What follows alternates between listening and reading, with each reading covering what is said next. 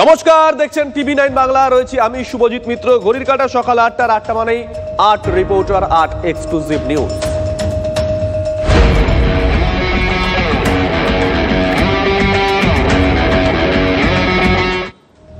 আর শুরুতে যে খবরের দিকে নজর রাখবো, বড় খবর। সীমান্তে টেনশনের আবহেই ভারত ভূখণ্ডে রহস্যজনক বাংকার। কৃষ্ণনগর সেক্টরে টুঙ্গি সীমান্তে 3টি বাংকারের হদিশ মিলেছে। সীমান্ত লাগোয়া জমিতে ওপরে ঘর আর নিচে তিনটি বাংকার। প্রজাতন্ত্র দিবসের আগে কৃষ্ণনগর সেক্টরের সীমান্তে 3টি বাংকার ঘিরে উদ্বেগ বেড়েছে। বড় খবর, তাড়াহুড়ো নয়, বেশ সময় নিয়েই বানানো হয়েছে বাংকারগুলো। বাংলাদেশি অনুপ্রবেশকারীদের তৈরি বলে অনুমান করা হচ্ছে। এই বাংকারের নিচে গর্ত খোঁড়ার কাজ শুরু হয়েছিল। কাঁটাতারের নিচ থেকে বাংলাদেশ পর্যন্ত এই বাংকার দিয়ে যাতে চলাচল করতে পারে সেই ব্যবস্থাই করা হচ্ছিল অনুমান বিএসএফ এর ইন্টেলিজেন্স উইং এর। সীমান্ত লাগোয়া বিভিন্ন অংশে চিরুনি তল্লাশির নির্দেশ বিএসএফ এর দক্ষিণবঙ্গ ফ্রন্টিয়ারের। বড় খবরের দিকে নজর রাখছি, অত্যন্ত উদ্বেগের খবরও।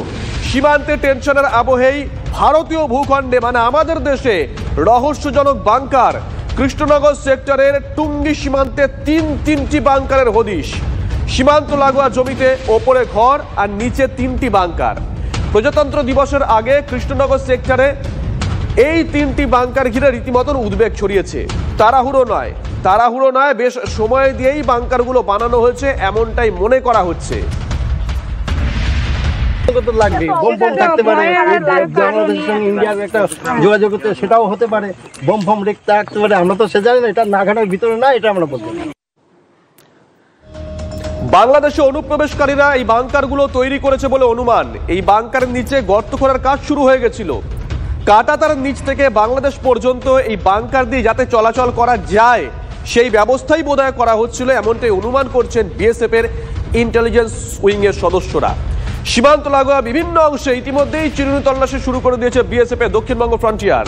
এর আগে আমরা দেখেছিলাম উত্তরবঙ্গ, সেখানে একাধিক জায়গায় ওপার থেকে বিজিবি উস্কানি দিচ্ছিল। সুখদেবপুরে সেখানে আমরা দেখেছিলাম গ্রামবাসীরা অভিযোগ করেছিলেন 6 জন জঙ্গিকে বিজিবি এদেশে ঢুকিয়ে দেওয়ার চেষ্টা করেছিল। বিএসএফ এর তারা খেয়ে তারা পালিয়ে যায়।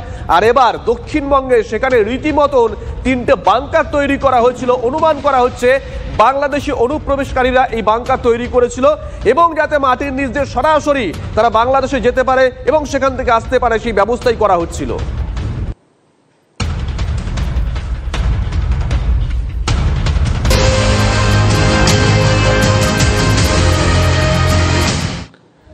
দেখুন, বাংলা একটা প্রবাদ আছে,